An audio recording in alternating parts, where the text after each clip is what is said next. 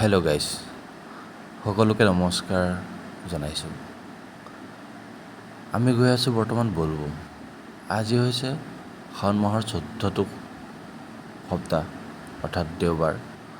আমি দেওবাৰে ওলাইছোঁ। এয়া লগৰকেইটাৰ লগত কথা পাতি ধেমালি কৰি যাত্ৰা আৰম্ভ কৰিছোঁ।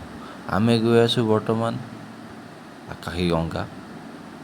চাওকচোন কি ধুনীয়া পৰিৱেশ।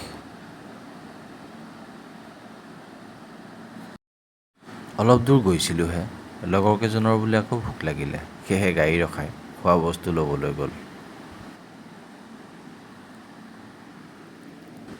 এয়া আমি আহি পালোহি আকাশীগংগাৰ মেইন গেটখন।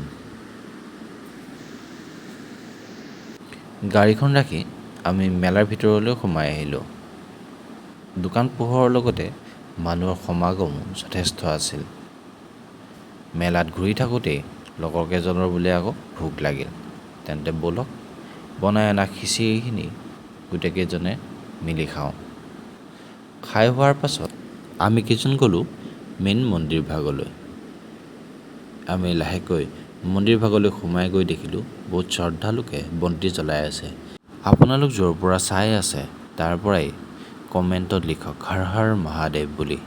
আশা কৰোঁ আপোনালোকৰ মনৰ আশা পূৰণ হ'ব।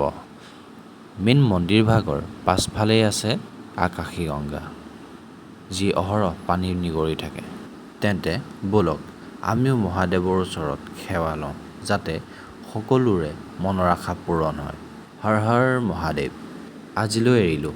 আশা কৰোঁ লগ পাম অন্য এটা ভিডিঅ'ত। ধন্যবাদ। হৰ হৰ মহাদেৱ।